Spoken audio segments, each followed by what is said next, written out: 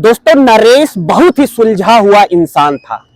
वो जिस गांव में रहता था, जिस गली में भी निकलता था, नरेश की सब भूरी भूरी प्रशंसा करते थे और लोगों से इतना लगाव ही था जिसने नरेश को लगातार 3 बार गांव का सरपंच बना के रखा था। लोग उसे बहुत ज्यादा और बेइंतहा प्यार करते थे। हालांकि नरेश के पास पैतृक संपत्ति भी बहुत अधिक मात्रा में थी, यानी कि उसके पास खेती बाड़ी की कोई कमी नहीं थी। धन धान से संपूर्ण रूप से वो भरा पूरा था। सब कुछ अच्छी तरीके से उसकी जिंदगी में चल रहा था। उसको बस एक ही कसक खाए जा रही थी, वो थी संतान की कसक। दोस्तों, अगर किसी व्यक्ति के पास बहुत सारा धन दौलत हो या वो बहुत गरीब हो, लेकिन उसके पास अगर कोई संतान नहीं है, तो वास्तव में वह व्यक्ति उसके लिए वो सारा धन ना होना या होना किसी काम का नहीं है, क्योंकि वह व्यक्ति सिर्फ इसी सोच में पड़ा रहता है कि मेरे पास अभी तक कोई संतान नहीं है। नरेश भी यही सोचकर बहुत परेशान रहता था कि हे ईश्वर, मैंने ऐसा क्या गुनाह कर दिया है या पिछले जन्म में मुझसे ऐसी कौन सी गलती हो गई प्रभु, जो मुझे आज तक आपने एक संतान नहीं दी। नरेश की उम्र अब 40 साल की हो चुकी थी, इसलिए गांव समाज के लोग उसके ऊपर बहुत हंसते थे और उससे ज्यादा गांव के लोग उसकी पत्नी को ताने देते थे कि वो बांझ है। उसकी शादी के इतने दिन गुजर जाने के बाद भी आज तक वो संतान पैदा नहीं कर सकी। लेकिन इसमें उन दोनों का क्या कसूर था? नरेश लगातार मंदिर जाता था, ईश्वर से इबादत करता था, मन्नतें मांगता था, शायद ईश्वर ऊपर वाला इंशाअल्लाह भगवान गॉड उसकी सुन ले। और हुआ भी ऐसा। उम्र के 42वें साल में नरेश की पत्नी गर्भवती हो जाती है और नरेश ईश्वर से जाकर मंदिर में ईश्वर को बहुत धन्यवाद देता है और ईश्वर से कहता है कि प्रभु, मुझे ये फर्क नहीं पड़ता है कि आप मुझे बिटिया पैदा करो या बेटा पैदा करो, बस आपसे मेरी आखिरी इच्छा यही है प्रभु कि धन दौलत सब कुछ प्रभु ने दे रखा है, आपने दे रखा है, आप बेटा पैदा करो या बिटिया पैदा करो। मैं दोहरी मानसिकता वाला व्यक्ति नहीं हूं। अच्छी तरीके से मेरी वाइफ की डिलीवरी हो और मुझे एक सुंदर सा चाहे बेटा दे दो या बेटी दे दो। अब धीरे धीरे वक्त गुजरने लगता है, उसकी पत्नी गर्भवती होती है और धीरे धीरे 9 महीने के बाद उसकी पत्नी एक रात उसे प्रसव पीड़ा शुरू होती है।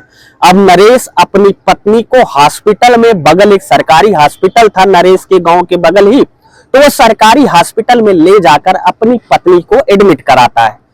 ठंड का मौसम था, बहुत चारों तरफ घना कोहरा छाया हुआ था, कड़कड़ाती हुई ठंड थी।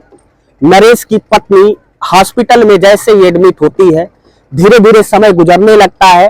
नरेश अस्पताल में ही टहल कर इस ठंडी के मौसम में ईश्वर को याद कर रहा था कि हे ईश्वर, सकुशल मेरी पत्नी की जो डिलीवरी है वो करा देना, क्योंकि मेरी पत्नी की भी उम्र अब ज्यादा हो चुकी है, कहीं कोई दिक्कत, कोई समस्या या कोई प्रॉब्लम ना खड़ी हो जाए। लेकिन जैसे ही रात के 3 बजते हैं, वैसे ही नर्स बाहर आती है और नर्स मुंह लटकाए हुए नरेश के पास पहुंचती है और वहां पर 3-4 लोग आग का अलाव जलाकर अपने हाथों को सेक रहे थे। उन 3-4 लोगों में से पूछती है कि भाई साहब, नरेश किसका नाम है? नरेश उठ खड़ा होता है और उत्सुकता वक्त उस नर्स से पूछता है कि हाँ मैडम, मेरा ही नाम नरेश है, बताइए क्या हुआ। नर्स कहती है कि नरेश जी, आप पिता बन चुके हो। तो वो एक बार मुस्कुरा कर उस नर्स से पूछता है कि नर्स मैडम, आप मुझे कृपया ये बताएं कि मुझे पुत्र की प्राप्त हुई है कि लक्ष्मी के रूप में मेरे घर में एक लड़की का जन्म हुआ है। तो वो नर्स नरेश को बताती है कि दरअसल नरेश जी, आपको लक्ष्मी तो आई है, पर आपके साथ एक समस्या हो गई है। अब वो खोज भरी आंखों से, दुख भरी आंखों से उस नर्स की तरफ देखता है और कहता है कि मैडम क्या हुआ, आप बताइए ना। मैडम कुछ भी बोलने से इनकार कर देती हैं और जब मैडम कुछ बोलने से इनकार कर देती हैं तो नरेश बार बार नर्स से कह रहा था, मैडम मैं आपसे हाथ जोड़ रहा हूं, मैं बहुत परेशान हूं, आप बताइए आखिर क्या हुआ। नर्स नरेश से कहती है कि नरेश जी, दरअसल ऐसा है कि आपकी पत्नी की डिलीवरी सफलतापूर्वक तो हो गई, लेकिन आपकी पत्नी के शरीर में खून की बहुत कमी है। और ये कमी अब इस स्थिति में पूरी नहीं हो सकती है, इसलिए आपकी पत्नी इस दुनिया में 3-4 दिन की मेहमान और हैं। नरेश जब नर्स के मुंह से ऐसी बातें सुनता है तो एक बार झेप जाता है, लेकिन 3-4 दिन उसी हॉस्पिटल में उस पत्नी का, नरेश की पत्नी का इलाज चलता है और नरेश की पत्नी दुनिया को हमेशा के लिए अलविदा कह देती हैं। अब नरेश के पास एक बिटिया बचती है जो कि अभी 3-4 दिन पहले जन्मी थी। अब इस बिटिया के साथ क्या होता है, बिटिया कैसे बड़ी होती है, नरेश उसे बिना पत्नी के एक माँ भी बन के कैसे पालता है, ये पूरी कहानी में क्या होता है दोस्तों, बहुत ही रोचक कहानी है, बहुत ही सामाजिक कहानी है। कहानी में आगे बढ़ने से पहले दोस्तों आपसे मेरा बस छोटा सा विनम्र अनुरोध है दोस्तों कि अगर आपने चैनल को अभी तक सब्सक्राइब ना किया हो तो चैनल को सब्सक्राइब कर लेना, साथ में लाल बेल आइकन की बटन को प्रेस कर लेना, ताकि जब भी मैं ऐसी कहानियां आपके दिल को छू लेने वाली, समाज में थोड़ा बहुत सुधार लाने वाली कहानियां आप तक लेकर आऊं तो आपको उस कहानियों का नोटिफिकेशन, जब मैं वीडियो अपलोड करूं तो उसका नोटिफिकेशन आपको सबसे पहले आसानी से मिल जाए। तो दोस्तों बिना देरी की, आपका समय गंवाए क्योंकि समय बहुत बहुमूल्य है, तो आइए कहानी की तरफ वापस लौटते हैं। कहानी में आगे बढ़ने से पहले दोस्तों बस आपसे वही बताना है कि जैसा कि आपको पता है कि हम कहानी के आखिरी में कुछ लोगों के नाम लेते हैं जिन्होंने पिछली कहानी पर हमें सपोर्ट किया था, पिछली वीडियो पर हमें सपोर्ट किया था और उनका कमेंट हमें प्राप्त हुआ था। तो इस कहानी में भी कुछ लोगों के नाम हैं, हो सकता है आपके भी नाम हो कहानी में, तो आप भी कहानी आखिरी तक देखिएगा, कहानी को छोड़कर नहीं जाइएगा। कहानी में अगर आपके दिल को आखिरी तक सुनने के बाद थोड़ा सा भी छुआ होगा तो कहानी को शेयर कर देना और कमेंट बॉक्स में आप कहानी को किस गांव से, किस शहर से, किस जिले से, किस मोहल्ले से देख रहे थे जरूर बता दीजिएगा। फिलहाल लौटते हैं कहानी की तरफ, नहीं तो कहानी बहुत लंबी हो जाती है और लोग कमेंट बॉक्स में कहते हैं कि भैया आप बहुत लंबा खींच देते हो। दोस्तों अब जब नरेश की पत्नी वैशाली की मृत्यु अस्पताल में हो जाती है तो वो अपनी पत्नी को शव को लेता है और फिर अपने जानने वाले लोगों को, अपने गांव वाले लोगों के साथ, अपने रिश्तेदारों के साथ पत्नी का अंतिम संस्कार करता है। अब नरेश को यह दुख खाया जा रहा था कि अब उसकी पत्नी भी नहीं रही और उसकी उम्र भी ज्यादा हो गई है। ऐसी स्थिति में अब वो शादी भी नहीं कर सकता है क्योंकि समाज उसके ऊपर बहुत हंसेगा, और ये भी सोचकर वो परेशान था कि ईश्वर ने सब कुछ उसको दिया है, लेकिन आज एक पत्नी के बिना उसकी दुधमुही बच्ची का जीवन कैसे गुजरेगा। अब वो उस बिटिया को अपने सीने से लगाकर पालने लगता है। जैसे ही बिटिया कुछ दिन की होती है उसका नामकरण संस्कार किया जाता है और वो अपनी प्यारी सी गुड़िया और अपनी प्यारी सी बेटी का नाम अंजलि रखता है। अब अंजलि धीरे धीरे बड़ी होने लगी थी, उसकी उम्र 5 साल हो गई थी और वो पढ़ने जाने लायक हो गई थी। नरेश चूंकि चाहता था उसे एक अच्छी स्कूल में, शहर में पढ़ाए, लेकिन नरेश चूंकि एक राजनीतिक पृष्ठभूमि से आ चुका था, उस गांव का सरपंच भी रह चुका था, मैंने कहानी में आपको पहले ही बताया है, तो उसी गांव में एक प्राइवेट स्कूल में अपनी बिटिया अंजलि का एडमिशन करवा देता है, दाखिला करवा देता है। बिटिया धीरे धीरे पढ़ने लगती है और जीवन के कई साल कब गुजर जाते हैं, नरेश और अंजलि, बिटिया और बाप दोनों को पता नहीं चलता है। अब धीरे धीरे अंजलि बड़ी होने लगी थी और उसका हाई स्कूल का एग्जाम आता है। वो धीरे धीरे हाई स्कूल भी कर लेती है, इंटर भी कर लेती है। अच्छा एक बात थी कि अंजलि ने जब से पढ़ना शुरू किया था, यानी कि क्लास 1 से क्लास इंटर तक, वो कभी सेकंड डिवीजन में पास नहीं हुई, हमेशा वो फर्स्ट डिवीजन में पास हुई, हमेशा वो प्रथम श्रेणी में पास हुई। और इंटर में जब वो पास होती है तो जिले में एक अच्छा खासा रैंक आता है, बहुत ही अच्छे नंबरों से अंजलि पास होती है। जब वो पास होकर अपने पिता के पास आती है तो पिता उसे सीने से लगाकर कहता है कि बिटिया अंजलि, तुमने मेरा मान रख लिया, तुमने मेरा सम्मान जो बढ़ाया है उसके लिए मैं तुम्हारा आजीवन ऋणी रहूंगा। देखो बिटिया, अब मैं भी बूढ़ा हो चुका हूं और मेरी इच्छा है कि तुम बीटेक कर लो, एक अच्छे कॉलेज में जाकर पढ़ाई कर लो और एक अच्छे कॉलेज में जाकर एडमिशन ले लो। तुम यहां से शहर चली जाओ, एक अच्छे शहर में जाकर एडमिशन ले लो। अंजलि कहती है कि ठीक है पापा। फिर वो अंजलि को एक बड़े शहर में भेज देता है पढ़ाई करने के लिए। अब अंजलि बड़े शहर में जाकर पढ़ाई करने लगती है और उसके बाद वो धीरे धीरे पढ़ाई करते करते बीटेक कर लेती है, फिर एमटेक कर लेती है। इधर अब नरेश यानी कि उसका पिता धीरे धीरे बुजुर्ग हो रहा था और बुजुर्ग होते होते उसको एक ही चीज सता रही थी कि अगर मैं कल रहूं या ना रहूं, आखिर मेरी बिटिया अंजलि का क्या होगा। वो सोच रहा था कि मेरे रहते रहते मैं अपनी बिटिया की शादी निपटा दूं। अरे मैं अपनी बिटिया अंजलि से कई बार बात करता है, देखो बिटिया अब तुमने पढ़ाई भी कर ली है, तुमने बीटेक भी कर लिया है, एमटेक भी कर लिया है, जितना तुम्हें पढ़ना था तुम पढ़ चुकी हो और तुम पढ़ने में बहुत अच्छी हो, मेरी तरफ से कोई प्रेशर नहीं है बिटिया। लेकिन मेरी उम्र अब बूढ़ी हो जा रही है, मैं धीरे धीरे बूढ़ा हो चुका हूं, ईश्वर का कब बुलावा आ जाए ये किसी को नहीं पता है। इसलिए मेरी अंतिम इच्छा है कि मेरे रहते मैं अपनी बिटिया की इकलौती, जिसे सीने से पाल कर लगाकर सीने से पाल कर अपने दिल के कलेजे के टुकड़े को बड़ा किया है, मैं ये चाहता हूं कि मेरी अंतिम इच्छा यही है कि मैं तुम्हें अपने जीते जी शादी के बंधन में बांध दूं। लेकिन उसकी बिटिया अंजलि ऐसी थी कि अपने पिताजी के बातों का उसके ऊपर कोई असर नहीं था।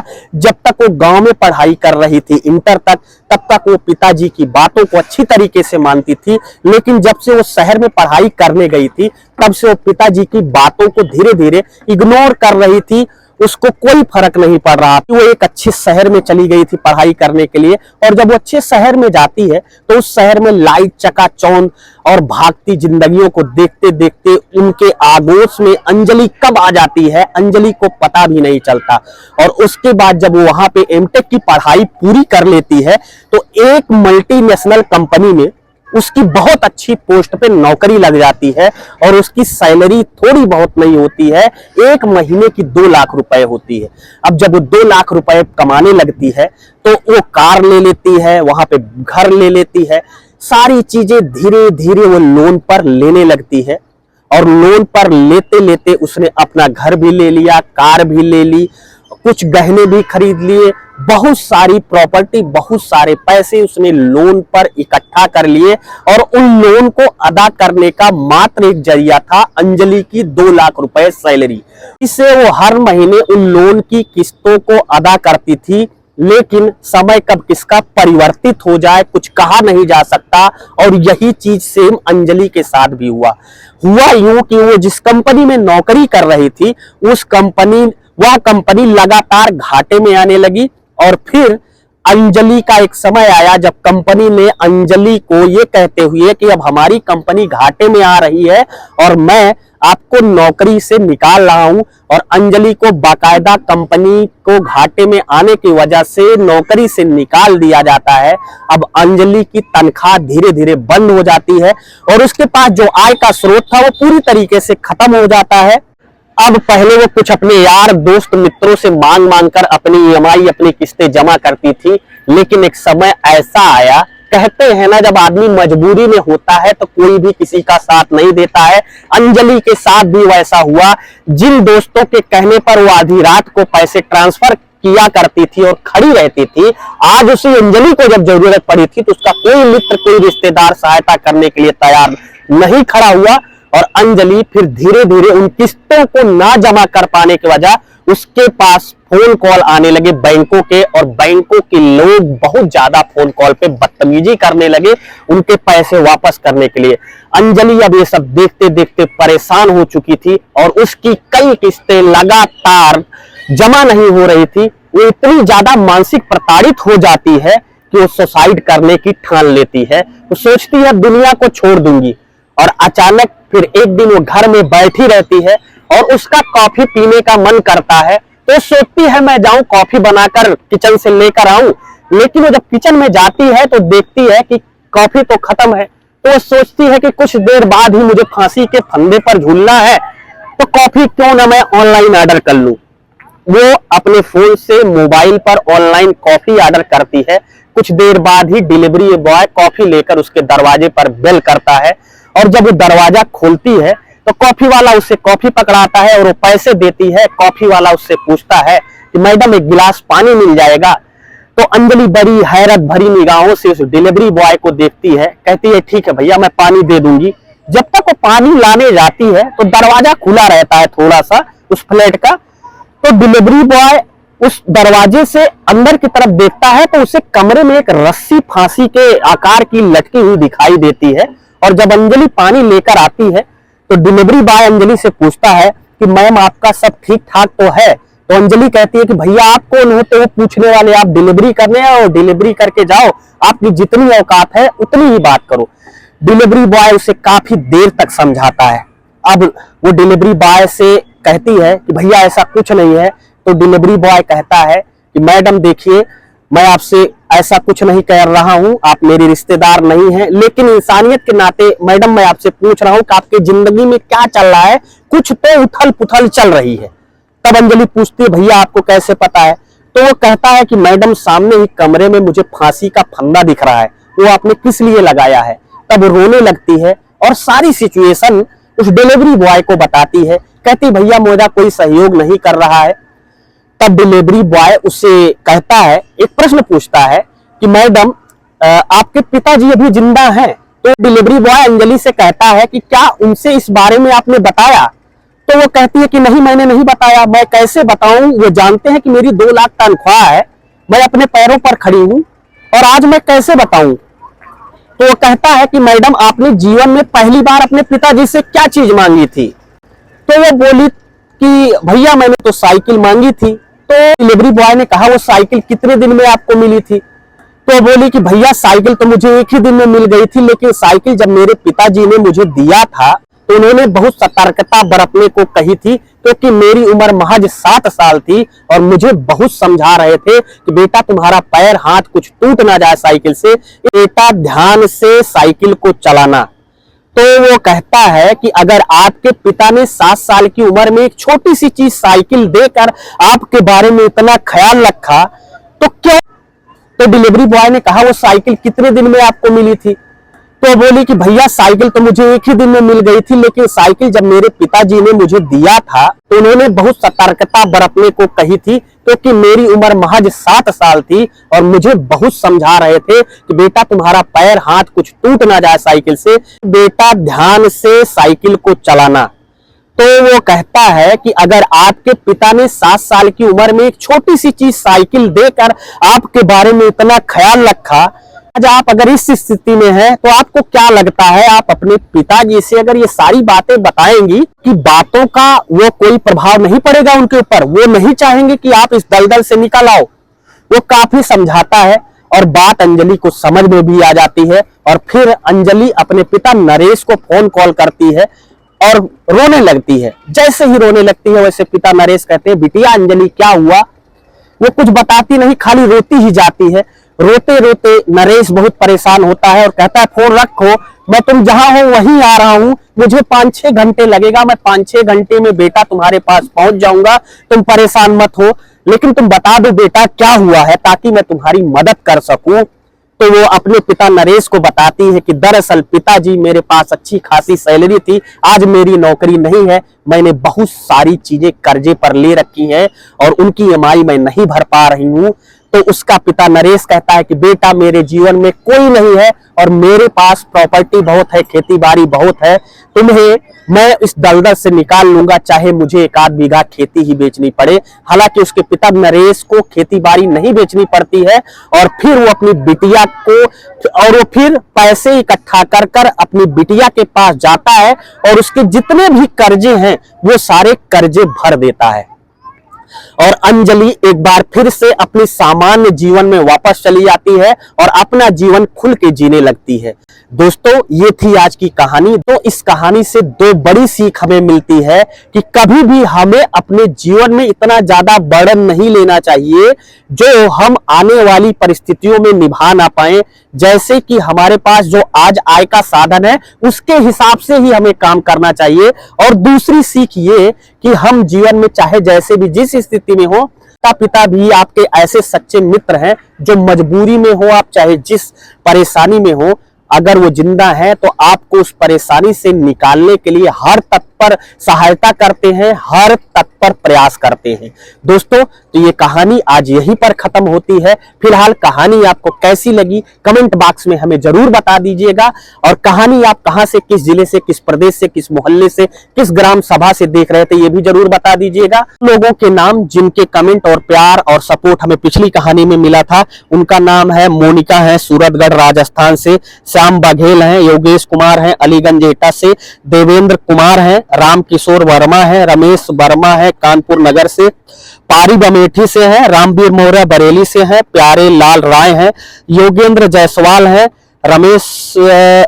रमेश कुमार शर्मा है, साहबान है दिल्ली से, त्रिभुवन सिंह है, AK शर्मा है। दोस्तों जब आप अपना नाम कमेंट बॉक्स में भेजा करिए तो उसमें ये भी लिख दिया करिए आप कहां से कहानी को देख रहे थे, ताकि हमें भी ये पता चलता रहे कि हमारी कहानी कहां तक पहुंच रही है।